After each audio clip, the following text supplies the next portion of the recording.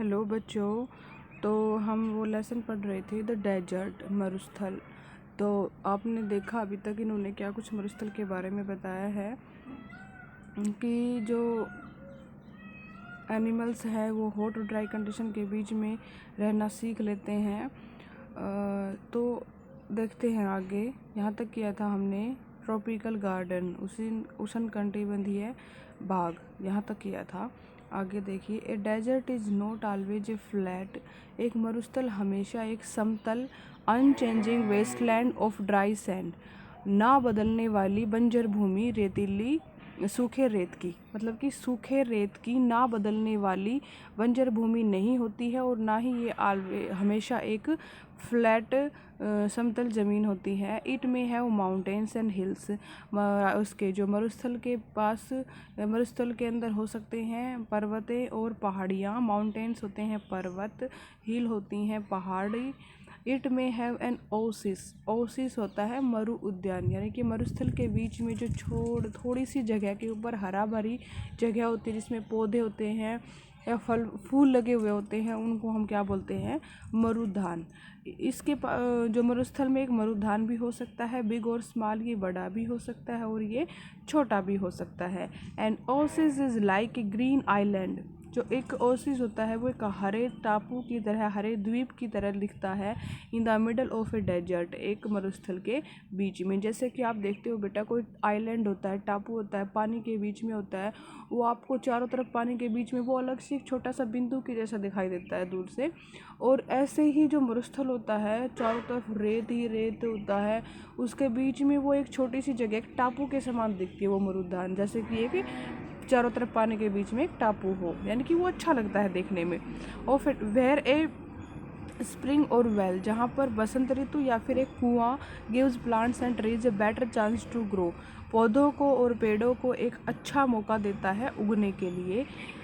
समझ गए? लाइन फिर से करा रही हूँ। An oasis is like a green island, और एक मरुद्यान होता है वो एक हरे द्वीप की तरह होता है। In the middle of the desert, जो मरुस्थल के बीच में, वेयर ए स्प्रिंग, जहाँ पर स्प्रिंग ऋतु, बसंत ऋतु, या फिर और ए वेल, या फिर जो कुआं है, gives plants and trees a better chance to grow, पौधों को और पेड़ों को उगने के लिए एक अच्छा मौका देते हैं। ए डेजर्ट में be hot like the Thar और कोल्ड लाइक लद्दाख।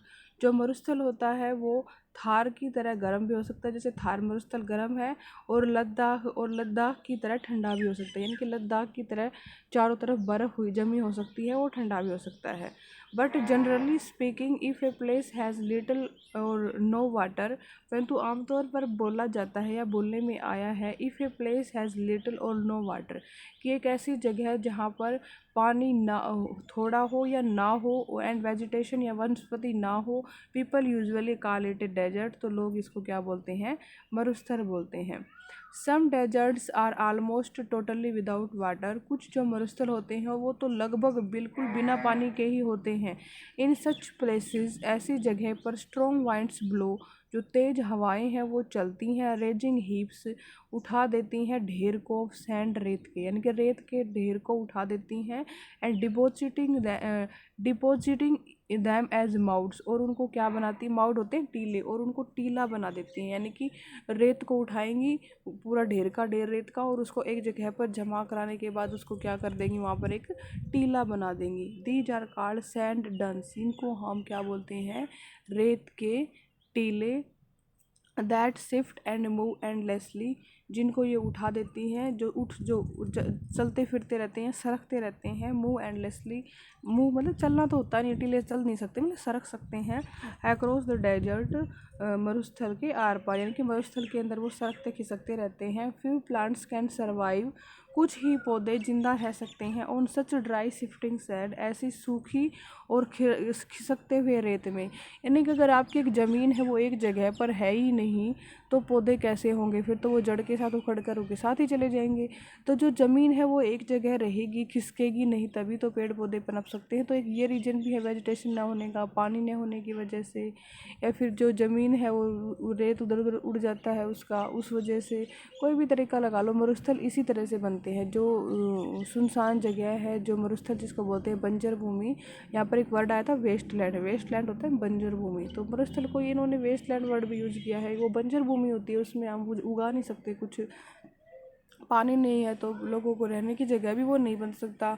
तो कुछ देखा आपने जो डेजर्ट कैसा समथिंग इसमें बताया गया है। और कल जो टॉपिक आगे इसका कराऊंगी कॉम्प्रिहेंशन चेक सेकंड, उसमें देखेंगे आगे डेजर्ट के बारे में इन्होंने क्या बताया है। तो बेटा वर्ड मीनिंग मैंने आपको जो डिफ़िकल्ट थे वो सेंड कर दी है। अगर फिर भी किसी बच्चे को किसी वर्ड मीनिंग में दिक्कत है तो वो मुझसे पूछ सकता है, या फिर आप डिक्शनरी का भी यूज कर सकते हैं अगर आपके पास है। अगर नहीं है तो आप मेरे से व्हाट्सएप के थ्रू पूछ सकते हो सके तब तक तो मैंने डिफ़िकल्ट सारे ही दे दिए थे, बाकी के जो वर्ड मीनिंग है वो आपकी 6th क्लास तक आ चुके हैं। तो बेटा धन्यवाद, आज के लिए इतना ही। ओके।